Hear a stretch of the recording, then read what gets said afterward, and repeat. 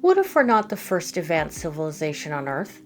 What if the Great Pyramid and the Sphinx aren't just Egyptian tourist attractions with a great Instagram angle, but survivors of a forgotten age, built with methods we still can't fully explain, aligned to stars with ridiculous precision, like NASA would be impressed levels of precision, and eroded not by sand, but by water in the middle of a desert?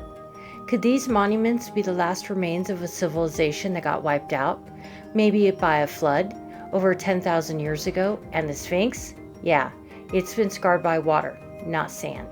Some say from centuries of heavy rain, others think it got smacked by the same flood that might have hit Atlantis. Either way, there's no record of how it was built. No ancient blog post, no carving, not even a coming soon sign. This isn't just history. This is a mystery carved in stone. The Great Pyramid is made from over 2 million limestone and granite blocks. Some of these blocks weigh more than 80 tons, and yet the whole thing is pointed at true north with mind-bending accuracy, within 3/60ths of a degree. That's like hanging a picture frame in a windy hurricane and still getting it perfectly straight. Supposedly, they used copper, chisels, sand, and water as abrasives.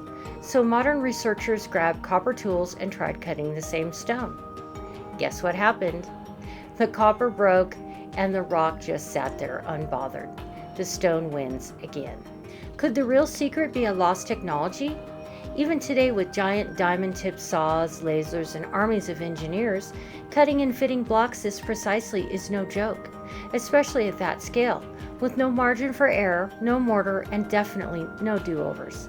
So let's be honest, if we can't pull this off in 2025, are we really sure we know how it was done in 2500 BCE? And if you think your contractor was slow on your kitchen remodel, try ordering 80-ton blocks. The Sphinx? Yeah, it's even weirder. It's like the pyramids went, let's be mysterious, and the Sphinx said, hold my limestone. Most ancient structures in Egypt show erosion from wind and sand, which carve out sharp horizontal lines over time. But the Sphinx is different. Along its body, especially in the lower enclosure walls, you'll see deep vertical grooves and rounded contours. These don't come from blowing sand, they're the kind of damage we see in places exposed to large volumes of water. In the 1990s, geologist Dr. Robert Schoch studied this pattern closely and proposed something controversial. The Sphinx was eroded by rainfall, the kind of heavy, sustained rain that last fell in Giza more than 7,000 years ago, at the end of the last ice age. But here's where it gets even stranger. Many of these grooves aren't consistent with just rainfall trickling down. Some of the damage suggests flooding, water that pooled, splashed, and carved its way around the statue. The lower parts of the enclosure walls are actually undercut, like what happens when water flows around a rock in a riverbed. This points to something far more dramatic than seasonal rain, possibly massive floods, maybe connected to the climate chaos of the Younger Dryas over 12,000 years ago. Now add this, the proportions. The Sphinx head is noticeably too small for its body. Many researchers believe it was recarved, possibly long after the body was created. If the original builders had the skill to carve a 240-foot-long statue with perfect symmetry, would they really slap on a tiny bobble-headed sized face at the end? Yeah, probably not. One theory suggests the Sphinx originally had the head of a lion, fitting both the body and the constellation Leo, which rose in the east right where the Sphinx faces during the spring equinox over 10,000 years ago. If that's true, the Sphinx wasn't carved to honor a pharaoh. It may have been a celestial monument, far older than anything recorded in Egyptian history. So what are we really looking at? A statue for a pharaoh? Or the latest weathered remains of a forgotten age, scarred by water, recarved, and misdated for thousands of years? So the real question is, what did the Sphinx look like before the Egyptians got to it? According to geologist Dr. Robert Schoch, this erosion could only have happened over many centuries of heavy precipitation, which means the Sphinx may have been standing long before Egypt became a desert. That places it potentially 7,000 years older than we've been taught, maybe even older. Let's rewind way back. Around 12,800 years ago, Earth got hit with a massive mysterious cold snap, the Younger Dryas. Temperatures dropped like a bad crypto investment. Ice came roaring back, everything froze again. Then, around 11,600 years ago, the planet suddenly did a 180. Glaciers melted, sea levels rose, and massive floods tore across continents like nature's own pressure washer. What caused it? Some scientists blame a comet impact, basically space saying, plot twist. Others think it was just good old-fashioned climate chaos. Either way, whatever was around before, wiped out, reset button, smashed.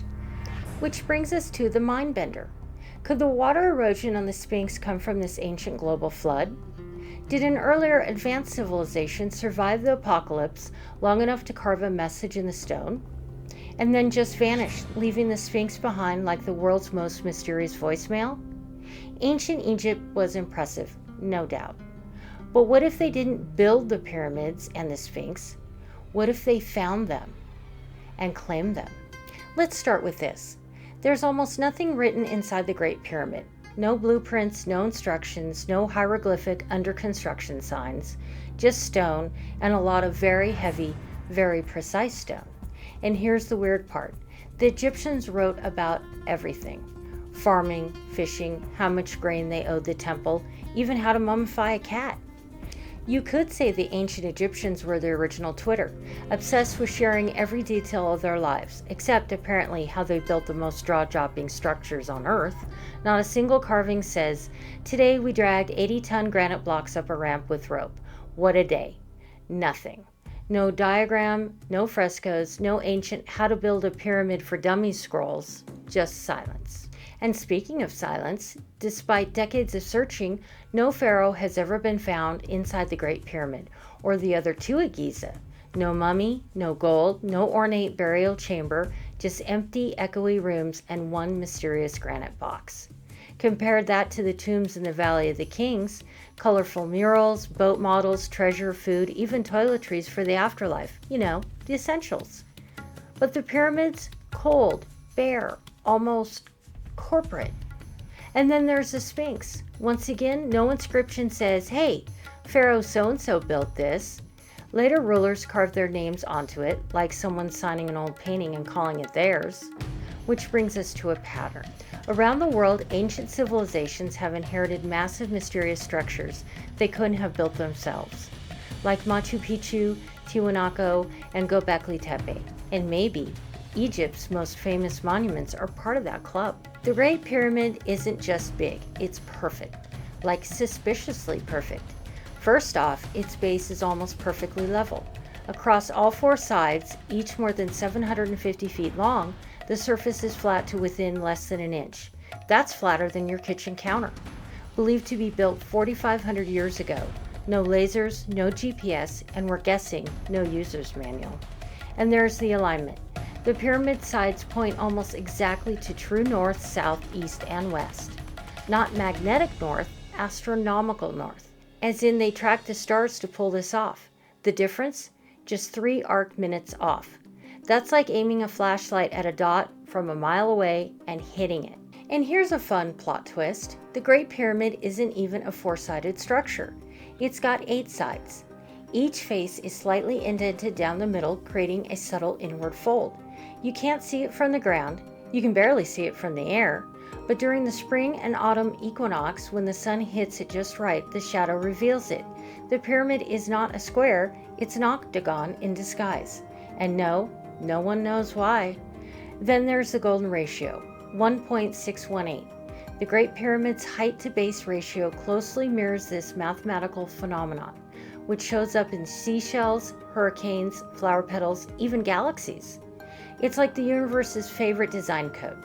The builders either really liked sacred geometry or had a math teacher from the future. So the question is, could we build this today? Probably, if you gave us decades, supercomputers, and a bottomless budget. But someone, thousands of years ago, did it with stone tools and no visible margin for error, and we still don't know how. Just when we thought the Great Pyramid had revealed all of its secrets, a new discovery changed everything. In 2017, scientists using advanced cosmic ray scanning, called muon tomography, made a shocking discovery. A previously unknown void hidden deep inside the Great Pyramid. It's at least 100 feet long, sitting above the Grand Gallery. and no one knows what's in it. No way in, no writing, no artifacts, just silence. This is not a small crack or an air bubble. It's a chamber big enough to hold a train. Some believe it's a hidden chamber, possibly left there by the original builders to store something valuable or sacred. Others wonder if it's a room at all, but part of an energy system, part of the long-lost purpose of the pyramid that modern science just doesn't yet understand. And this isn't the only mystery under Giza. Beneath the Sphinx, rumors of underground tunnels and chambers have swirled for decades. Ancient texts mention the Hall of Records, a legendary vault said to contain lost knowledge from a time before the pharaohs. In 1993, seismic surveys revealed anomalies beneath the Sphinx, empty spaces that may be hidden rooms. But to this day, excavation has been restricted. Why? What are we not being told about what lies beneath? We've only just scratched the surface, literally. We've found voids, ancient tunnels, and evidence of water erosion. But the real question isn't just who built these monuments, it's why. Were they tombs, star maps, energy generators, or warnings, messages carved in stone for those of us who would come later? The truth is, we may never know. But one thing is clear, these structures weren't built just to last. They were built to outlast us, and maybe, just maybe, to remind us that we have forgotten something important. Maybe we're not the first. Maybe humanity has risen and fallen more than once. And what we call history is just the latest version. The pyramids, the Sphinx, they weren't built to be flashy. They were built to last. And maybe to remind us that time buries knowledge, but stone remembers. So what do you think? Is this the work of ancient Egyptians or the ghost of a civilization lost to time? Hit like if you've ever questioned history, subscribe if you want to dig deeper, and comment below. Who do you think built the pyramids? And you need to see this video. This also questions if we're the first civilization with intelligence on planet Earth. It's about Malta. Thank you, and I'll see you next time.